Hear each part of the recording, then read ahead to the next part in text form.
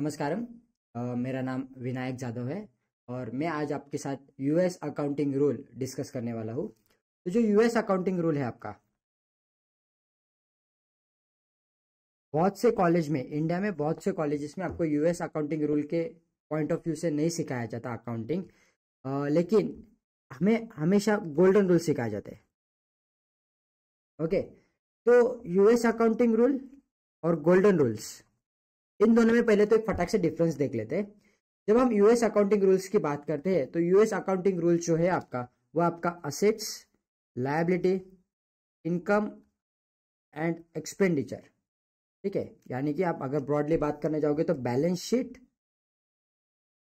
और पीएनएल, ये दो चीजों के ऊपर आपका यूएस अकाउंटिंग रूल जो है बेस्ड है। लेकिन जब आप गोल्डन रूल्स की बात करते हो तो गोल्डन रूल्स क्या कहता है, हमारा गोल्डन रूल्स आपका जो बेस रहता है वो थ्री टाइप्स ऑफ अकाउंट्स के ऊपर बेस रहता है। तो जो थ्री टाइप्स ऑफ अकाउंट्स वो कौन से थे आपके, पर्सनल, रियल एंड नॉमिनल।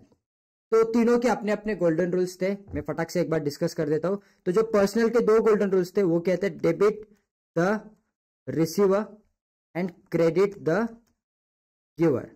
ये पर्सनल का गोल्डन रूल था। रियल का गोल्डन रूल था आपका debit what comes in and real का जो दूसरा एक और रूल था वो क्या था, क्रेडिट व्हाट गोज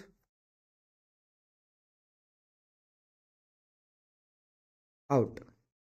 ये था रियल का। नॉमिनल का क्या था, नॉमिनल का रूल था हमारा debit all expenses and losses, और दूसरा था credit all incomes and gain. तो ये तीन हमारे क्या थे, गोल्डन रूल्स थे जो हम लोग को 11th-12th में पढ़ाए गए। लेकिन आज मैं जो मेजरली बात करने वाला हूँ या जो प्रैक्टिकल लाइफ में जो बहुत यूज होता है तो वो है आपका यूएस अकाउंटिंग रूल। सर ऐसा क्यों, गोल्डन रूल्स क्यों नहीं होता ज्यादा करके प्रैक्टिकल लाइफ में? देखो, सबका अपना अपना एक पॉइंट रहता है देखने का। जिसको गोल्डन रूल समझ में आता है वो गोल्डन रूल से करता है, जिसको यूएस अकाउंटिंग रूल समझ में आता है वो यूएस अकाउंटिंग रूल से करता है। Most of people they prefer US accounting rule because वो डायरेक्टली किसके साथ लिंक है, डायरेक्टली आपके फाइनेंशियल स्टेटमेंट के साथ लिंक है। ओके, फाइनेंशियल स्टेटमेंट में जो दो स्टेटमेंट्स रहते हैं जो बहुत इंपॉर्टेंट रहते हैं वो रहता है आपका इनकम स्टेटमेंट, जिसे आप प्रॉफिट एंड लॉस अकाउंट बोलते हो, इनकम स्टेटमेंट या प्रॉफिट एंड लॉस अकाउंट, और एंड बैलेंस शीट, ठीक है। तो जो यूएस अकाउंटिंग रूल है ये आपका ये दो चीजों के ऊपर बेस्ड है। आई होप कि आपको इतना क्लियर है कि आपको पता चल गया कि जो यूएस अकाउंटिंग रूल है वो आपके फाइनेंशियल स्टेटमेंट के ऊपर डायरेक्टली लिंक करता है, और गोल्डन रूल्स जो है आपके वो आपके real, personal, real and nominal account के ऊपर डील करता है, ठीक है। आगे बढ़ते हैं। तो जब आप यूएस अकाउंटिंग रूल स्टडी करते हो, जब हम यूएस अकाउंटिंग रूल स्टडी करते हैं तो हमें फाइनेंशियल स्टेटमेंट को याद रखते हुए चलना होता है।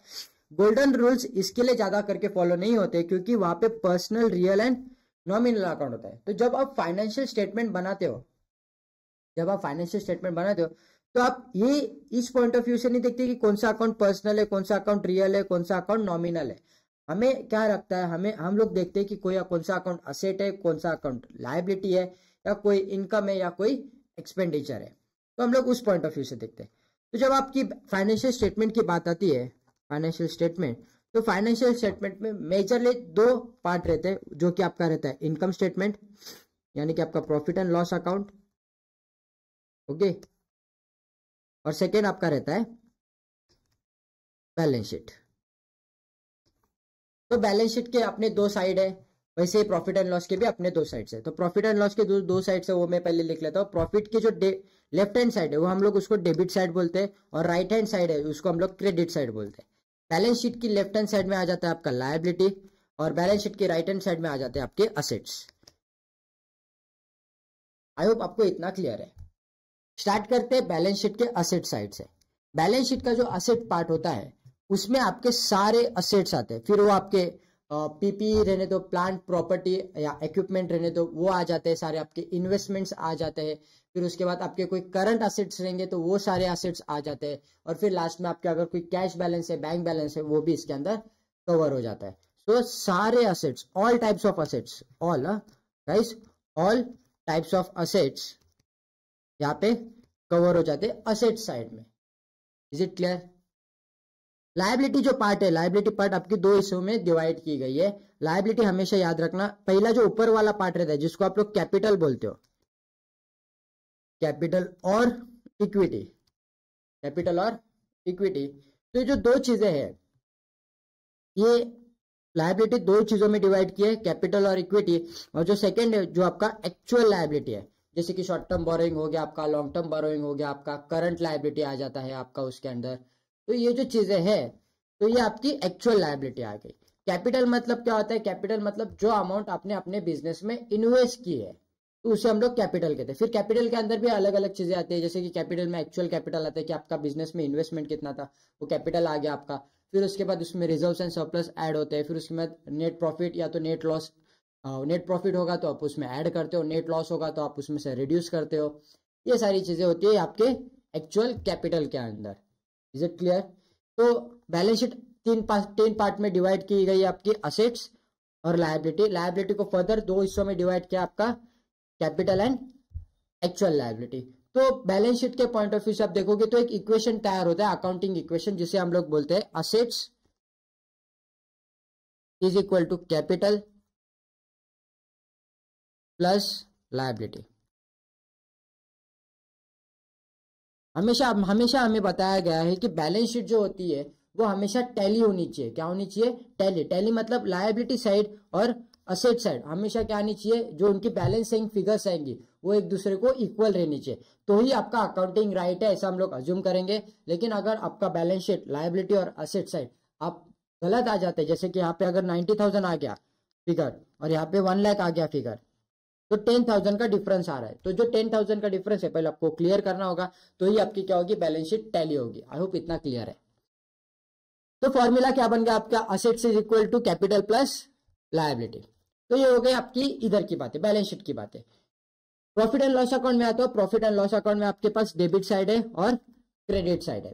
तो जो भी, ठीक है, मैं वापस से एक बार बता रहा हूं, आप अपने बिजनेस में कोई भी एक्सपेंस आप इनकर्ड करते हो, कोई भी एक्सपेंस आप अगर इनकर्ड करते हो, तो हमेशा उसकी एंट्री कहां पे जाएगी, उसकी एंट्री जाएगी डेबिट। उसको क्या हम लोग देंगे, डेबिट इफेक्ट देंगे।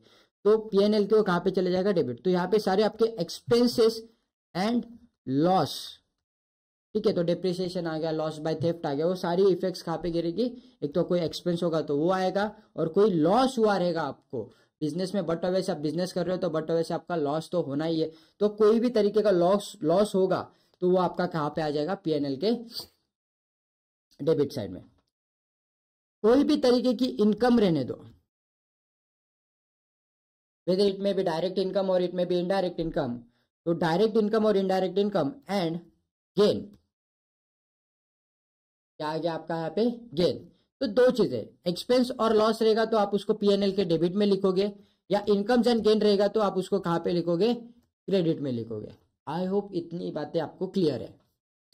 तो जो अभी ये फाइनल पॉइंट पे आते हैं आपके जो रूल्स है। अभी तक मैंने आपको रूल्स नहीं पढ़ा, अभी तो मैंने सिर्फ आपको ब्रीफली आइडिया दी कि फाइनेंशियल स्टेटमेंट में होता क्या है। क्योंकि क्या है कि हमारा जो मेन पॉइंट है यूएस अकाउंटिंग रूल, वो किसके ऊपर बेस है, फाइनेंशियल स्टेटमेंट के ऊपर बेस है। तो फाइनेंशियल स्टेटमेंट में दो चीजें होती है, एक इनकम स्टेटमेंट होता है और एक आपका बैलेंस शीट होता है। तो मैंने बैलेंस शीट और इनकम स्टेटमेंट के बारे में आपको मोटा मोटी आइडिया दे दी है। तो अभी डायरेक्टली मैं इसको लिंक करता हूँ यूएस अकाउंटिंग रूल के साथ।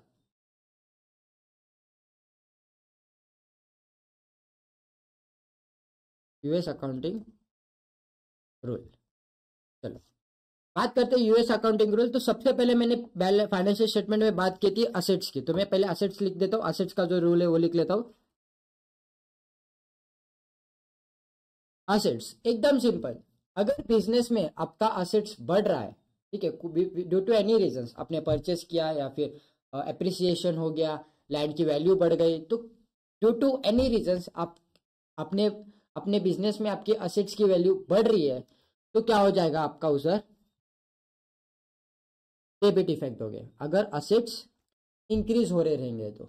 और अगर असेट्स इंक्रीज नहीं हो रहे असेट्स आपके क्या हो रहे हैं, डिक्रीज हो रहे हैं, तो आप उसको क्या दोगे, क्रेडिट इफेक्ट दोगे। एकदम simple as that. Balance sheet में मैंने क्या बोला, सबसे पहले हम लोग असेट्स डिस्कस कर रहे हैं। अगर असेट्स आपके बढ़ रहे हैं, if the assets are increasing then give debit effect. If the assets are decreasing, आपको पता चल जाता है, ट्रांजैक्शन पढ़ने के बाद आपको आइडिया आ जाती है कि आपके असेट्स बढ़ रहे हैं या कम हो रहे हैं। तो अगर बढ़ रहे होंगे तो डेबिट इफेक्ट दो, और अगर कम हो रहे रहेंगे तो आप उसको क्या दो, क्रेडिट इफेक्ट दो।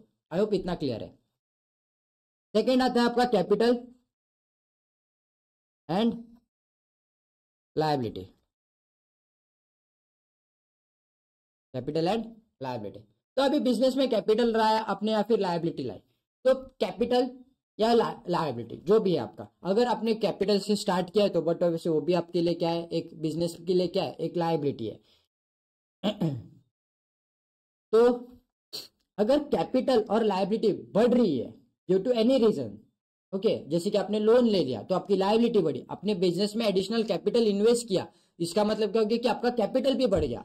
तो कैपिटल बढ़ रहा है या आपकी लायबिलिटी बढ़ रही है तो हम लोग उसको क्या देंगे, क्रेडिट इफेक्ट देंगे। कौन सा इफेक्ट देंगे, क्रेडिट। बात अच्छे से याद रखना, क्रेडिट इफेक्ट। अगर कैपिटल और लायबिलिटी अगर आपकी बढ़ रही है तो आपके बिजनेस की कैपिटल बढ़ रही है, आपके बिजनेस की लायबिलिटी बढ़ रही है, तो उसको आप क्या दोगे, क्रेडिट इफेक्ट दोगे।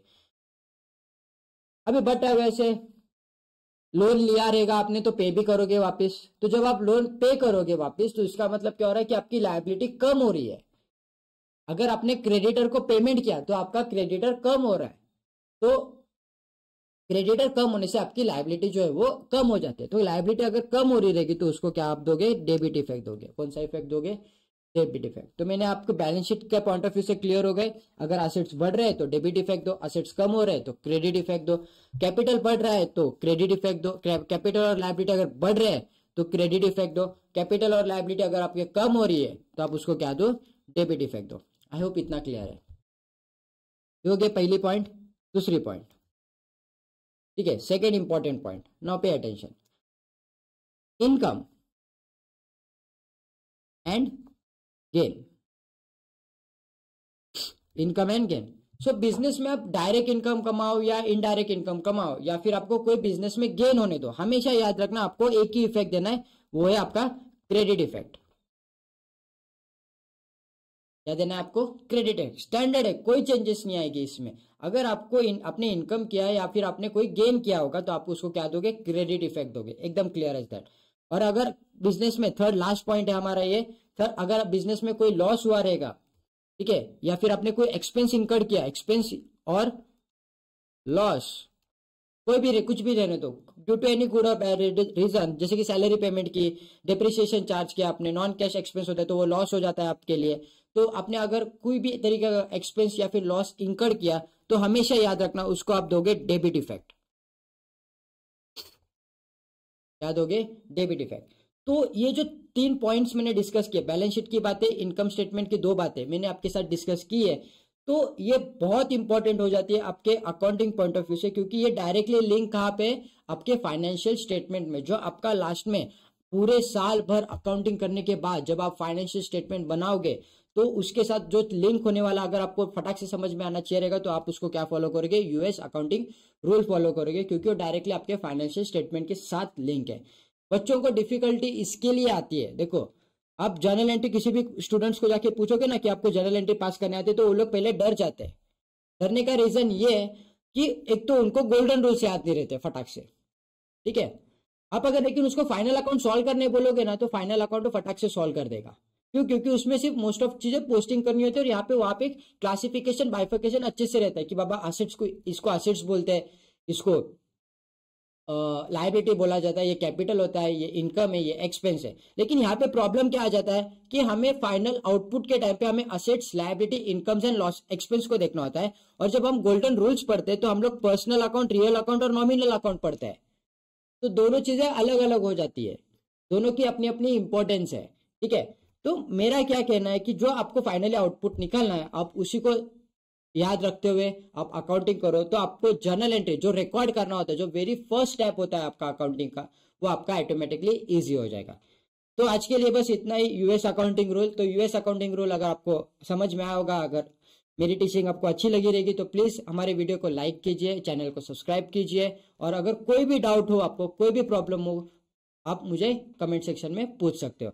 अगले लेक्चर में हम लोग डिस्कस करेंगे 2-3 questions regarding US accounting rule. तो मैं जनरल एंट्री के 2-3 क्वेश्चंस लूंगा मॉड्यूल से और हम लोग वो सॉल्व करने का ट्राई करेंगे। Thank you for the day, bye bye.